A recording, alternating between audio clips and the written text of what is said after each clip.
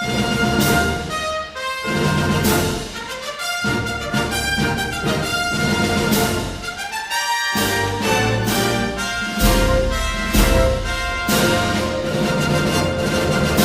Honorable Alan D. and former Mrs. Easton.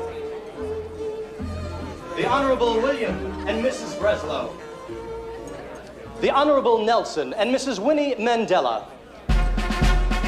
Ladies and gentlemen, the President of the United States and Mrs. Bush.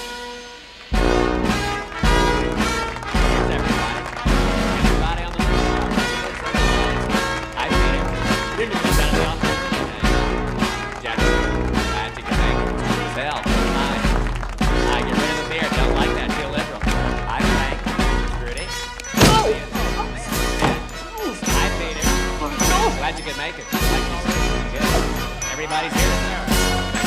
Thank you very much. Dr. Meinheimer, glad you could make it, sir. Now, looking forward to hearing your story. I'm sure it's a wonderfully well thought out piece of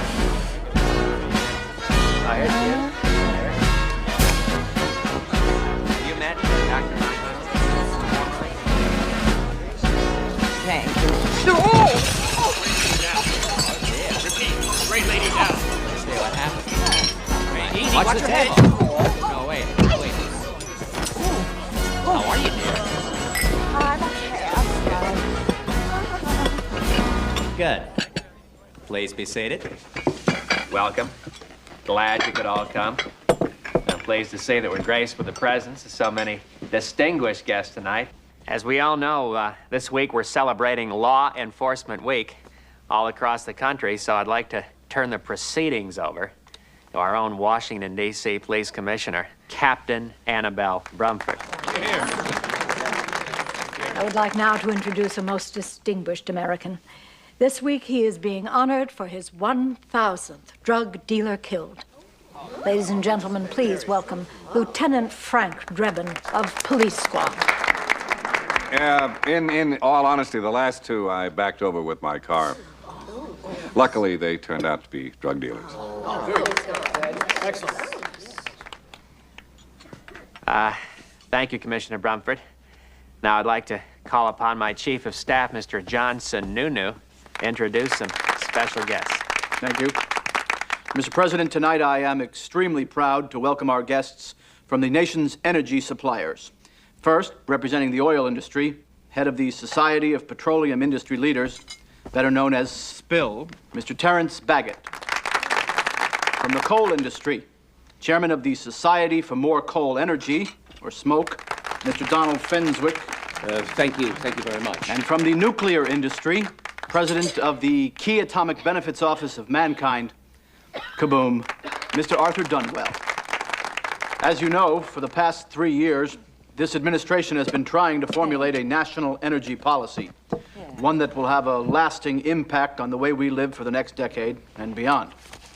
To make sure that we choose the right path, the President has appointed as his top advisor in this area, Dr. Albert S. Meinheimer. As I'm sure you're all aware, his reputation in this field is without peer, and Dr. Meinheimer will present his recommendations to the annual National Press Club dinner this Tuesday evening.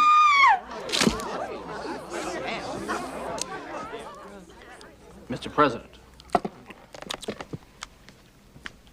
I want all of you here to be the first to know that I've decided to base my administration's entire energy policy on Dr. Meinheimer's recommendations. Now, this issue is too important to be left to politicians or special interests to decide. Rather, we need an independent and informed source on which to base our future actions, and Dr. Meinheimer is the recognized expert in this field. Mr. President, if I may say so, I do hope that Dr. Meinheimer won't be influenced by any of the so-called environmental groups. Well, we're all well aware of Dr. Meinheimer's reputation, so I think that perhaps he's best qualified to explain his research methods. Oh! Dr. Meinheimer. Lady down here.